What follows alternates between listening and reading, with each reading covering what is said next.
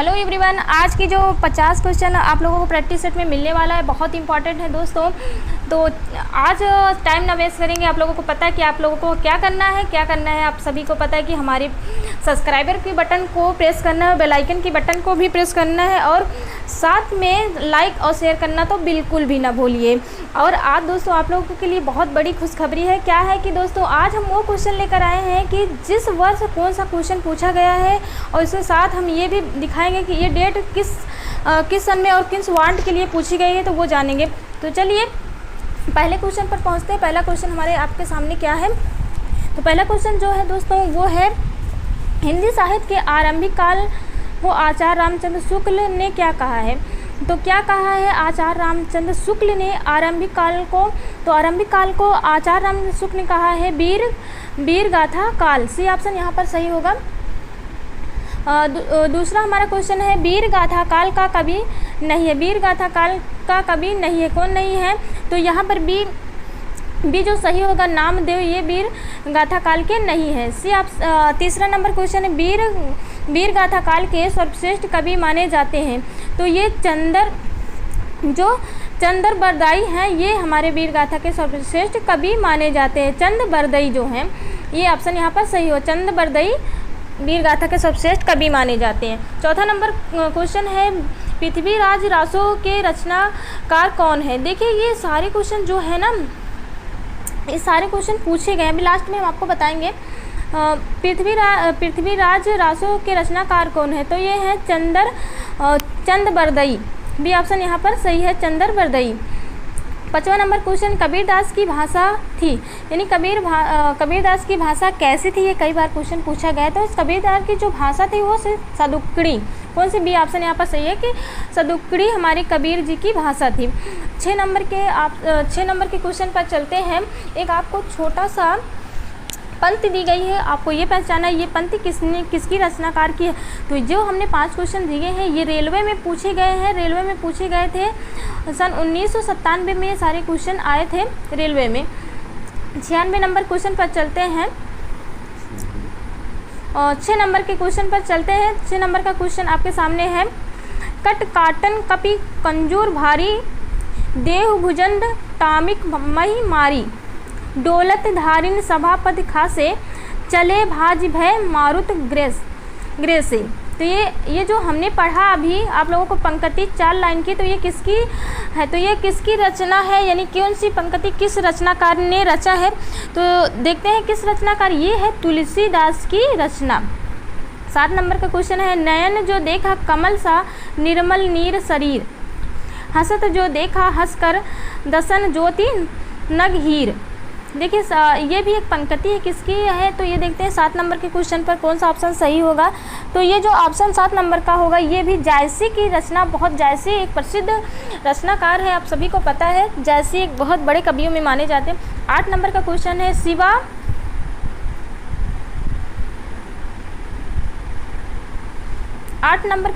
है, शिवा बखानी के रचनाकार हैं। शिवा बखानी के रचनाकार, हमने कहा था कि इसमें रचना बहुत ज़्यादा दी गई है। शिवा बखानी के रचनाकार कौन है। तो शिवा बखानी के जो रचनाकार हैं वो है भूषण। कौन है, भूषण। बी ऑप्शन यहाँ पर सही होगा। 9 नंबर का क्वेश्चन है, ये भी पंक्ति है, एक पंक्ति दी गई है, आप लोगों को बताना है कि इसके रचनाकार कौन है।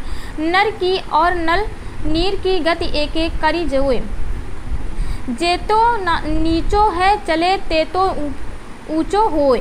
देखिए पंक्ति है, किसकी पंक्ति है ये जानते हैं, कौन रचनाकार है। इसके 9वां नंबर का क्वेश्चन है, यानी 9 नंबर का क्वेश्चन है। तो ये है बिहारी की एक फेमस पंक्तियों में ये रचना पूछी जाती है, किसकी रचना है। तो बिहारी की ये 10 नंबर के क्वेश्चन पर चलते हैं। 10वां नंबर हमारा कौन सा है। तो है ये भी पंक्ति दी गई है, किस सखी रे मुझे कहा कर जाते सखी वह मुझे कह कर जाते। तो ये किसकी रचना है, सखी रे मुझे वह कह कर जाते।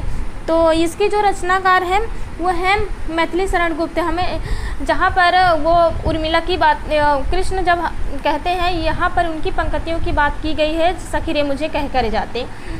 11वां नंबर का क्वेश्चन आपके सामने, हिंदी कविता को छंदों की परिधि से मुक्त कराने वाले कौन थे? हिंदी कविता को छंदों की परिधि से मुक्त कराने वाले थे, कौन थे? तो यहाँ पर 11 नंबर का क्वेश्चन है, यहाँ पर जो थे वो थे सुमित्रानंद पंत जी। ये ऑप्शन यहाँ पर बिल्कुल सही है। चलते हैं 12वें नंबर के क्वेश्चन पर। तो तितली किसकी रचना है? तितली जो किसकी रचना है, आप सभी को पता है तितली किसकी रचना है, एक फेमस रचना है तितली। 12 नंबर के क्वेश्चन पर जयशंकर प्रसाद की तितली एक रचना है। 13 नंबर के क्वेश्चन पर चलते हैं। 13 नंबर का क्वेश्चन क्या कर, अतीत के चलचित्र की रचयिता हैं। अतीत के चलचित्र के रचयिता कौन है? यहाँ पर अतीत के चलचित्र के रचयिताकार हैं महादेवी वर्मा। पल्लों के रचनाकार कौन है? पल्लों के रचनाकार सुमित्रानंद पंत है। ये सारे क्वेश्चन आप देखते चलिए किस वर्ष पूछे गए थे, सबको आप लोगों को स्क्रीन पर दिख रहा होगा कि किस वर्ष पूछे गए थे। ये सारे क्वेश्चन हमने कहा था कि डेट वाइज आपको बताते चलेंगे किस वर्ष पूछा गया। 77 में पूछा गया है और ऊपर भी 77 में ये सारे क्वेश्चन पूछे गए। पल्लो, अतीत के चलचित्र, तितली। चिंतामणि के रचयिता हैं। चिंतामणि के कौन रचयिता हैं? 15 नंबर के क्वेश्चन आपके सामने है। चिंतामणि के कौन रचनाकार है? तो दोस्तों 15 नंबर का क्वेश्चन आपके सामने है कि चिंतामणि के रचनाकार ये है रामचंद्र शुक्ल जी हैं। 16 नंबर के क्वेश्चन पर चलते हैं। ये भी किसकी रचना है? रचना यहाँ पर कृति पूछी गई, रचना नहीं पूछी गई, यहाँ पर कृति पूछी गई। जनमेजय का नाग यज्ञ किसकी कृति है? तो जनमेजय का नाग यज्ञ किसकी रचना है? 16 नंबर का क्वेश्चन है। ये बी ऑप्शन यहाँ पर सही जयशंकर प्रसाद की है। यहाँ पर भी एक पंक्ति दी गई है, आप लोग देखिए कौन सी पंक्ति है। 17 नंबर के क्वेश्चन पर, हम दीवानों की क्या हस्ती, हम दीवानों की क्या हस्ती है, आज यहाँ कल वहाँ चले, आज यहाँ कल वहाँ चले, मस्ती का आलम साथ चला, हम धूल उड़ाते जहाँ चले। देखिए ये एक 17 नंबर की पंक्ति है, ये किसकी रचनाकार? एक अच्छी पंक्ति यहाँ पर दी गई, हम दीवानों की क्या हस्ती है, यह यहाँ आज यहाँ और कल वहाँ चले, मस्ती का आलम साथ चले, हम धूल उड़ाते जहाँ चले। तो 17 नंबर का क्वेश्चन देखते हैं कौन सा ऑप्शन बिल्कुल सही होगा। 4 ऑप्शन आपके सामने है दोस्तों। तो यहाँ पर बी ऑप्शन बिल्कुल सही है कि भगवती चरण वर्मा की ये पंक्ति है। निम्नलिखित में से सबसे पहले अपनी आत्मकथा हिंदी ने किसने लिखी? तो किसने लिखी थी अपनी सबसे पहली आत्मकथा? तो दोस्तों किसने लिखी थी देखते हैं। 4 ऑप्शन आपके सामने है। तो 4 ऑप्शन में कौन सा सही होगा?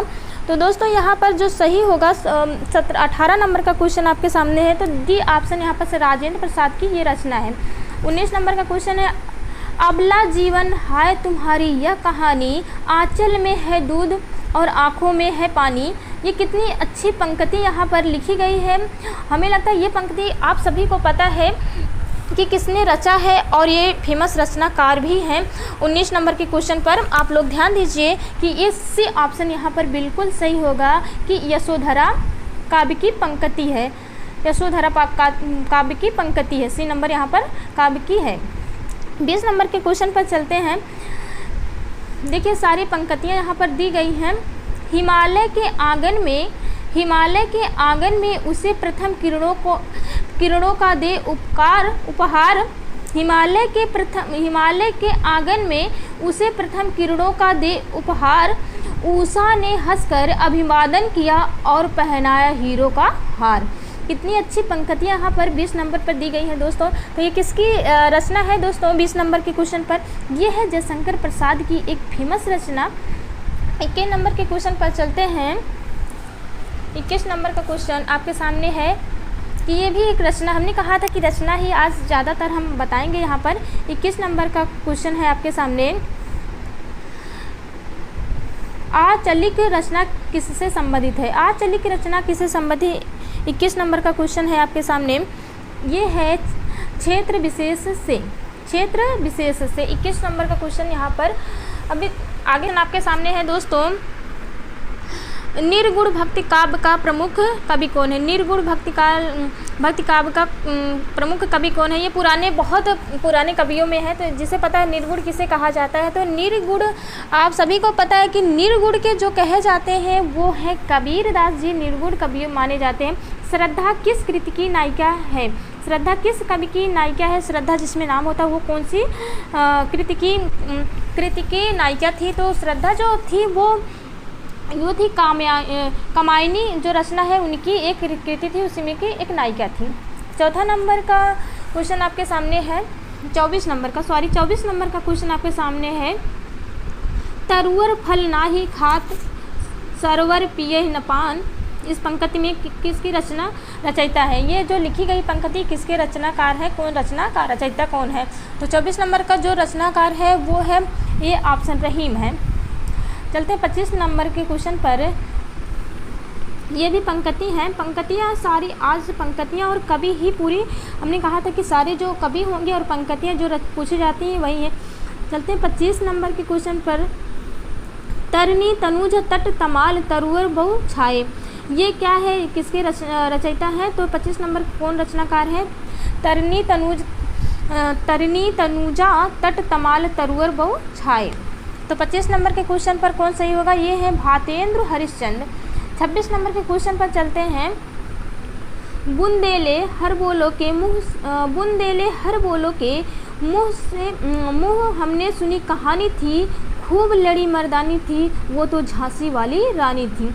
तो ये कौन कवि है? किस कवि के नाम यहाँ पर लिया जाए? ये एक अच्छी, जहाँ तक झांसी की रानी की कहानी यहाँ पर देखने को मिल रही है। बुंदेले को मुँह से हमने सुनी कहानी थी, खूब लड़ी मर्दानी थी, वो तो झांसी वाली रानी थी। इसके कवि कौन है?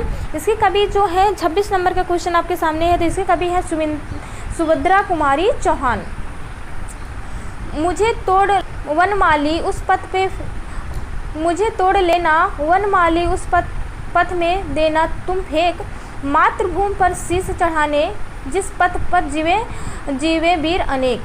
तो इस पंक्ति यहाँ पर वीर रस की बात हो रही है। यहाँ पर दो चीज़ें, दो पंक्ति मिली है। अगर आप लोगों को ये पंक्ति कभी रसों में पूछी जाए तो आप लोग याद रखना कि यहाँ पर वीर रस है। 27 नंबर का क्वेश्चन जो है आपके सामने, ये 27 नंबर का कौन से सही होंगे? यहाँ पर ऑप्शन देखिए, ये जो 27 नंबर के ये है मक्खन लाल चतुर्वेदी। 28 नंबर का क्वेश्चन है।